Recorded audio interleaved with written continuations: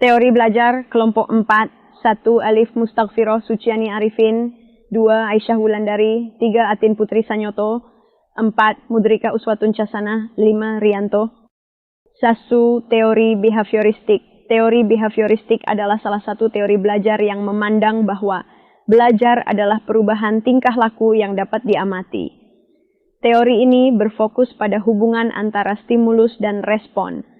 Stimulus adalah segala sesuatu yang dapat merangsang terjadinya respon. Sedangkan respon adalah reaksi yang timbul akibat adanya stimulus. Ada beberapa tokoh yang berperan penting dalam perkembangan teori behavioristik. Ivan Pavlov, 1849-1936, John B. Watson, 1878-1998, B.F. Skinner, 1904-1990. Prinsip-prinsip teori behavioristik. Belajar adalah perubahan tingkah laku. Belajar terjadi melalui proses pembentukan hubungan antara stimulus dan respon. Proses belajar dapat ditingkatkan melalui pengkondisian-pengkondisian, dapat dilakukan dengan pemberian penguatan dan hukuman kelebihan. Kekurangan teori belajar behavioristik kelebihan. Teori belajar behavioristik dapat digunakan untuk mengajarkan keterampilan yang bersifat mekanis, seperti mengetik, mengendarai sepeda, dan menggunakan komputer. Teori belajar behavioristik dapat digunakan untuk membentuk kebiasaan yang baik, seperti disiplin, jujur, dan tanggung jawab. Teori belajar behavioristik dapat digunakan untuk memotivasi siswa untuk belajar. Kekurangan. Teori belajar behavioristik tidak dapat menjelaskan proses belajar yang kompleks, seperti belajar berpikir dan belajar memecahkan masalah.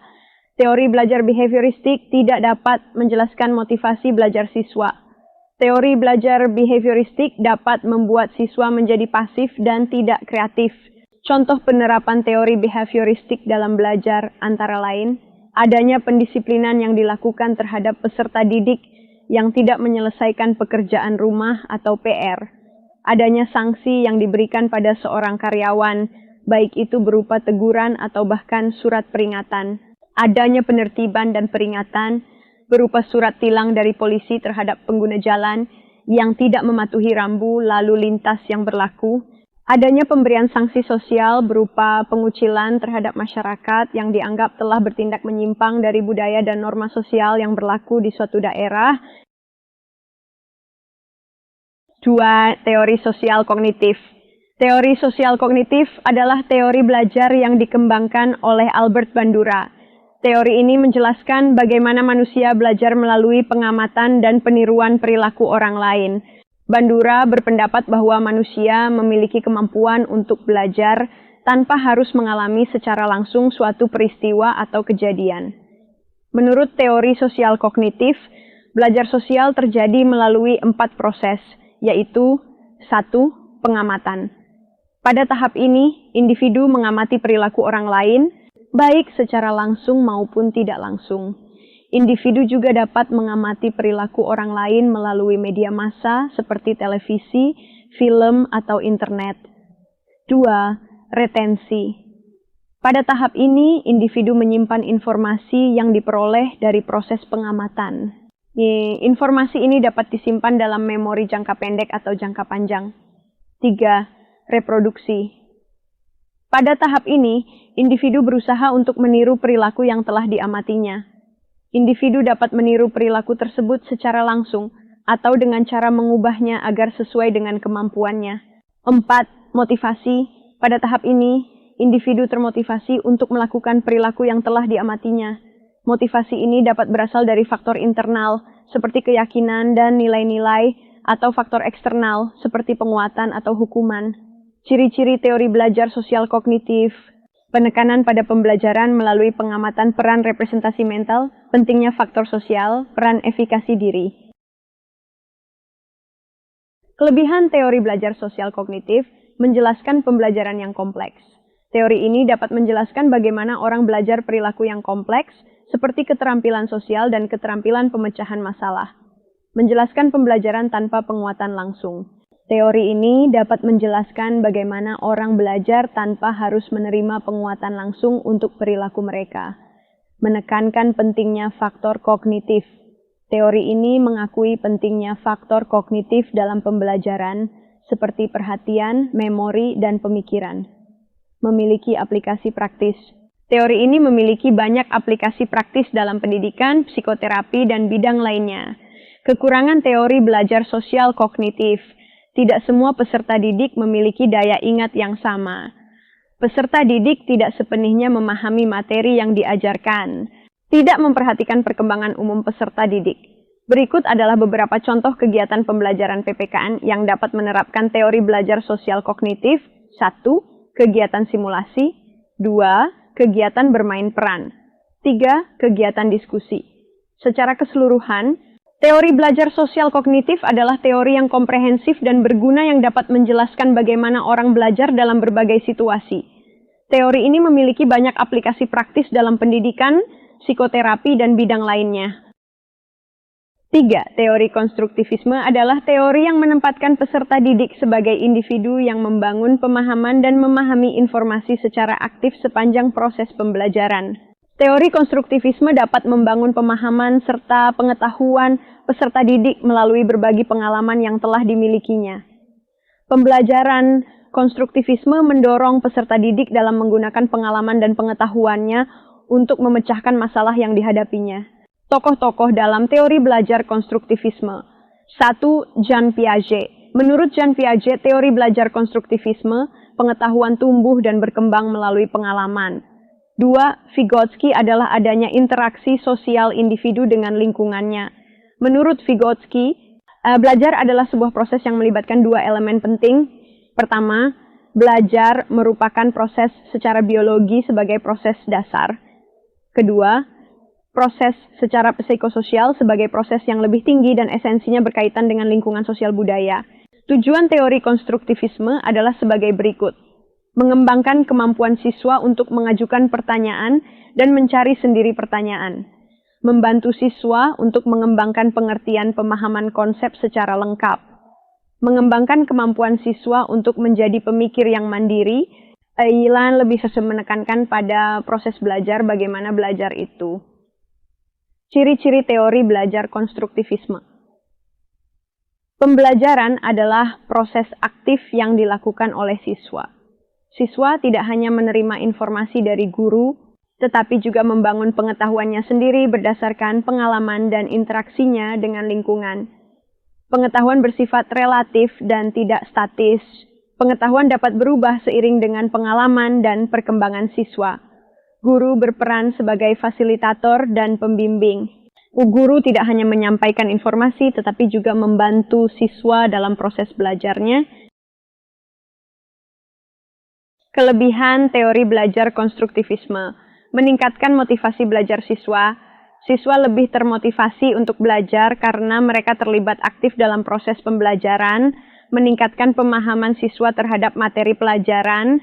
Siswa lebih memahami materi pelajaran karena mereka membangun pengetahuannya sendiri, meningkatkan keterampilan berpikir kritis dan memecahkan masalah siswa. Siswa dilatih untuk berpikir kritis dan memecahkan masalah dalam proses pembelajaran. Kekurangan teori belajar konstruktivisme membutuhkan waktu yang lebih lama. Proses pembelajaran konstruktivisme membutuhkan waktu yang lebih lama karena siswa perlu membangun pengetahuannya sendiri. Membutuhkan guru yang terampil. Guru perlu memiliki keterampilan untuk memfasilitasi proses pembelajaran konstruktivisme. Contoh penerapan teori belajar konstruktivisme di kelas. Mendorong kemandirian dan inisiatif peserta didik dalam belajar. Dengan menghargai gagasan atau pemikiran peserta didik serta mendorong peserta didik berpikir mandiri, berarti guru telah membantu peserta didik menemukan identitas intelektual mereka. Guru mengajukan pertanyaan terbuka dan memberikan kesempatan beberapa waktu kepada peserta didik untuk merespon. Berpikir reflektif memerlukan waktu yang cukup dan seringkali atas dasar gagasan-gagasan dan komentar orang lain. 4. Teori humanistik. Teori ini memfokuskan pada pengembangan diri individu dengan cara yang sesuai potensi diri. Teori ini juga mendorong seseorang untuk mengembangkan bakat dan potensinya hingga mampu mengenali dirinya sendiri. Tokoh-tokoh teori humanistik antara lain Arthur Combs, Carl Ransom Rogers, Abraham Maslow. Prinsip-prinsip pendidik humanistik. Siswa harus dapat memilih apa yang mereka ingin pelajari. Guru humanistik percaya bahwa siswa akan termotivasi untuk mengkaji materi bahan ajar jika terkait dengan kebutuhan dan keinginannya. Tujuan pendidikan harus mendorong keinginan siswa untuk belajar dan mengajar mereka tentang cara belajar. Siswa harus termotivasi dan merangsang diri pribadi untuk belajar sendiri. Pendidik humanistik percaya bahwa nilai tidak relevan dan hanya evaluasi belajar diri yang bermakna. Pendidik humanistik percaya bahwa baik perasaan maupun pengetahuan sangat penting dalam sebuah proses belajar dan tidak memisahkan domain kognitif dan afektif. Pendidik humanistik menekankan pentingnya siswa terhindar dari tekanan lingkungan sehingga mereka akan merasa aman untuk belajar. Dengan merasa aman, akan lebih mudah dan bermakna proses belajar yang dilalui. Beberapa model pembelajaran humanistik: 1. Humanizing of the classroom. 2. Active learning. 3. Quantum learning. 4. The accelerated learning. Kelebihan teori belajar humanistik: menumbuhkan minat belajar.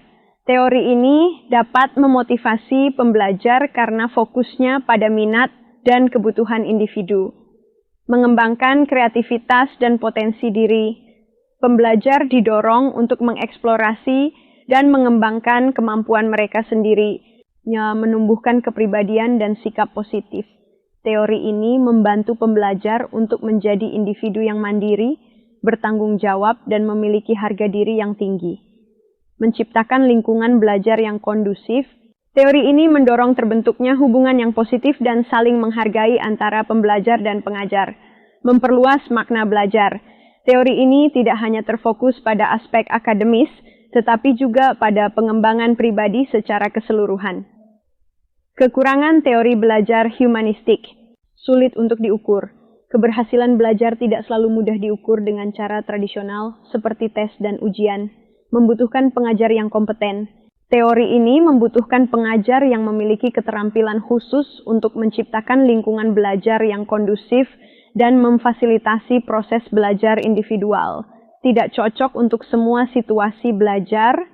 Teori ini mungkin tidak cocok untuk semua situasi belajar, terutama yang membutuhkan penguasaan pengetahuan dan keterampilan tertentu dalam waktu yang singkat. Sulit diterapkan pada kelompok besar. Teori ini lebih cocok diterapkan pada kelompok belajar yang kecil dan intim. Kurang fokus pada konten pembelajaran. Teori ini terkadang dikritik karena kurang fokus pada konten pembelajaran dan terlalu menekankan pada proses belajar. Contoh penerapan teori humanistik. Pada awal kegiatan belajar mengajar, guru mengidentifikasi kemampuan peserta didik dengan melakukan pengamatan atau penilaian. Guru sebagai fasilitator dan sumber belajar, baik buku, media visual maupun audio, untuk memenuhi kebutuhan peserta didik. Guru memberikan tayangan video mengenai kasus pelanggaran HAM dan menerapkan diskusi kelompok mengenai bab kasus pelanggaran tersebut dan dipresentasikan di depan kelas. Guru mendorong peserta didik untuk memahami makna dari pengalaman dalam proses belajar. Sekian video tentang teori-teori belajar dari kelompok 4. Terima kasih.